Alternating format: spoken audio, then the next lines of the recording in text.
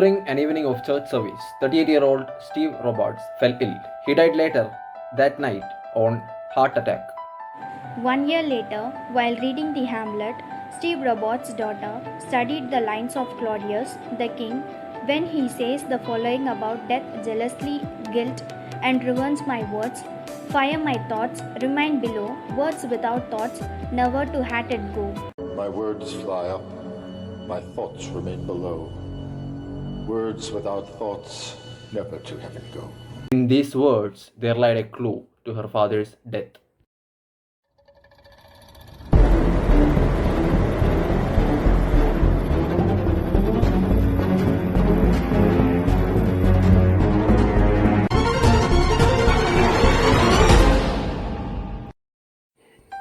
The cities of Dallas and Fort Worth, Texas, locals call it the Metroplex, is the largest consolidated metropolitan area in the state, known for the assassination of the President John F. Kennedy in the Dealey Plaza of 1963. Official now, the president is dead. 38 years old Steve Robert was a Texas native, recently divorced, and worked as a mail carrier for the United States Postal Service. Very proud of his job, which was just a rural route postman. But he liked his job, he liked being outdoors, and felt some pride in it. His 16 years old daughter Mary had recently moved in with him after a disagreement she had with her mother's new husband. They were living in an apartment and he was on the list to get the next larger apartment. He was happy having his daughter and wife at this point. She was quite studious, elegant, and the kind of girl we looked at twice and always want to get to know because she seemed to be so reserved. She was so intelligent that there was no flaw out of her. I mean, her face complexion was perfect. By all accounts, both father and daughter enjoyed living together, but their lives actually changed forever on the night of February 17, 1993. Just after the dinner, Steve Roberts attended an evening church service. When he returned home, he took a nap and he told his girlfriend and daughter that he wasn't feeling well. After a little while, he started getting severe stomach cramps, and they became more severe as the night progressed. After a few hours, 911 was called and he went into what appeared to be a coma-like state right there in the living room. He began to foam at the mouth and became nauseous, and by the time the ambulance got there, he was dead. An autopsy report revealed that his death was caused by cardiac arrest. Our team did the autopsy of Stephen Roberts. His autopsy revealed that he was died from cardiac arrest. It is typical for a person died from cardiac arrest or the heart attack to be having the cardiomegaly also. Cardiomegaly is the enlargement of heart. However, in case of the Stephen Roberts, we seen that the heart was enlarged too much, and it is about 25% more for a person of his age and his size. He's just a 38 years old man, and he's not an obese person. So when we seen the X-ray, it was pretty doubtful about his death. So I signed his death report as a natural death with some doubt in myself. After Steve Roberts' death, Mary went to live with her grandparents and transferred to Manfield High School for a new start. So for 1 year, Mary lived a kind of perfect life every parent would hope their children would live. Mary was an excellent student. She never got a trouble. She always turned in her homework. She dated some, but she was never in any way regarded as a wild girl. After the graduation, Mary used the $60,000 she received from her father's life insurance policy to attend the University of Texas. She majored in pre-med. Her dream was to become a pathologist. Even then, she was just one of the most talented for many freshmen of that sprouting university. Midway through the freshman year, Mary learned that the police were investigating her father's death. They questioned how a 38-year-old man could have died of a heart attack. So it was by all accounts a perfect crime. After Steve Roberts' unexpected death, his daughter Mary transferred to a new high school and made a new friend, Stacy. I would say we were best friends. fell in love with each other. We had so much in common. Stacy pointed out that she sees something in Mary. She said that she can actually see through her, and that voice and perfection was actually hiding or disguising something. During senior years, Stacy and Mary were both required to read Shakespeare Hamlet for English class. As they read the play together, Stacy happened to begin with Claudius' soliloquy in Act 3, in which Claudius agonized over his decision to repent for killing Hamlet's father. So Stacy reads the line and she says, "Isn't that cool how the line has written?" And Mary says nothing and was frozen. And tears began streaming down her face. And was Stacy with her questions. "Did you kill someone?" She said yes. The first question that Stacy asked Mary was like, "Have she done something wrong?" And Mary replied yes. And she said in a funny manner like, "Oh, you are pregnant, I guess." And Mary said no. And then Stacy inquired anxiously like, "Have you killed someone?" And that's when Mary broke out and she admitted the unthinkable, that Mary killed her father. Mary later admitted that she murdered her own father. She did it with a poison that she stole from a chemistry lab an year earlier. Mary said that she took the poison when the teacher was turned and placed in a paper towel and hid it in her backpack. 1 week later, while preparing dinner, Mary mixed it into her father's Mexican food, which concealed the taste of poison. The poison she used mimicked the signs of heart attack, and her father died few hours later.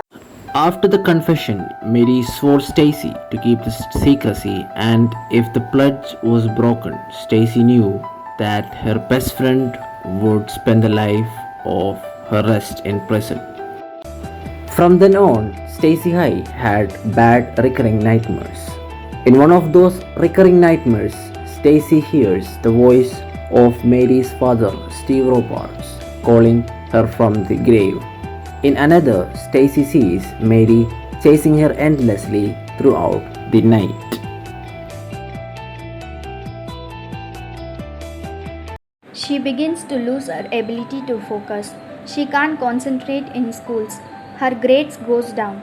She begins to drink too much at high school parties. At one point, she asked her mother she can check into a psychiatric hospital for adolescents, and no one can figure out what had happened to Stacy. It seemed like a classic meltdown. Stacy had told the police that Steve Roberts had been poisoned. The police searched the chemistry lab where his daughter Mary said that she had stolen the poison that killed him. In the lab safety manual, the page describing the chemical Mary allegedly used had been torn out. It also tells you what precautions you need to take when using the substance. It also tells you what to do in case it is swallowed or your eyes come in contact with it. The only way it could be detected is if the medical examiner in 4th Ward had a machine that cost $150,000 that could detect the trace of this chemical during an autopsy, which they didn't have, in which they never even thought of using technology which can find rare chemicals in human tissue is called a mass spectrometer gas chromatograph. The medical examiner's office was within days of destroying the tissue samples and the blood samples, as they do when there's nothing amiss. They don't suspect foul play or homicide. The poison they were looking for was a metallic substance and a very rare. We will not reveal the name of the poison on this program. The gas chromatograph mass spectrometer directs a beam of electrons on the sample, breaking its components, molecules, apart for analysis. The results are charted on the graph. Each peak is separate. Compound size of the peak is proportional to the amount present. The number is the exact times in minutes it took for a compound to travel through the column from the moment it is injected to detection in the Steve Roberts sample. Scientists found a metallic compound with a retention time identical to the poison his daughter Mary admitted stealing from the chemistry lab. Amount of the dose which was found in Steve Roberts' body was 28 times the lethal dose of the poison. She came out in the hallway and I introduced myself. I told her she was under arrest for the death of her father, Steve Roberts, years earlier. She had no response. There was no reaction reaction, Mary quietly went with them, poised as ever, and once they got in that little room, they barely had to ask a question, and she confessed and broke down, and she was pretty forthcoming with the information fairly and quietly. She didn't try to hide. She apparently was either guilt-ridden or had a lot about what she had done and came forward with the information. And she was pretty forthcoming with information fairly quickly. She didn't try to hide. She apparently was either guilt-ridden or had thought a lot about what she had done and came forward with the information. The most fascinating aspect for the journalist covering the case and for the police was the motive of Mary to kill her father was really fascinating. Her motive was actually to stay with her mother, but which was all in vain, and it ended up like a Shakespearean tragedy where her mother had already planned to move with her new husband to Florida, which she informed Mary after her father's funeral. Mary had no choice but to move in with her grandparents so she could finish high school in Texas, and thus begins this tale. That in many ways is a kind of twisted modern parable of teenage girl in the suburbs. These girls that have those mercurial emotion, but also women of whom are girls of divorce who are trying to grow up with parents who have split up and seem often preoccupied with rebuilding their own lives and forget about the needs of their own children. Despite her confession, Mary Roberts surprised everyone by deciding to plead not guilty. She now said she hadn't planned to kill. Anybody who is going to go to a local medical school to study is probably, if there are a high school student, is probably above average as far as in the science department. And as a matter of fact, that was part of my investigation. I collected her grades and she had very much high marks in school and in the sciences. On 1996, Mary Roberts went on a trial for her father's murder case, and she pleaded that she was seen guilty for her father's murder and she had no intention to kill her father. They also pointed out that Mary stood by and watched her father die without saying a word to her father's girlfriend or the ambulance crew that tried to resuscitate him. 18 months later, gas chromatography found what the first autopsy did not. Steve Roberts had died of a massive dose of poison. The prosecution presented Mary Roberts' signed confession as evidence. Stacy testified that Murray told her that she always knew that enough of this chemical would have killed her father, and that was this defining moment that her best friend admitted Mary had the knowledge about what the poison would do. She was smart enough to fool me out in the first initial autopsy because, as you know, it resembled just a typical heart attack. However, truth never dies. When investigators doubted the death of Stephen Roberts to be an homicide, they wanted to know whether he was poisoned to death.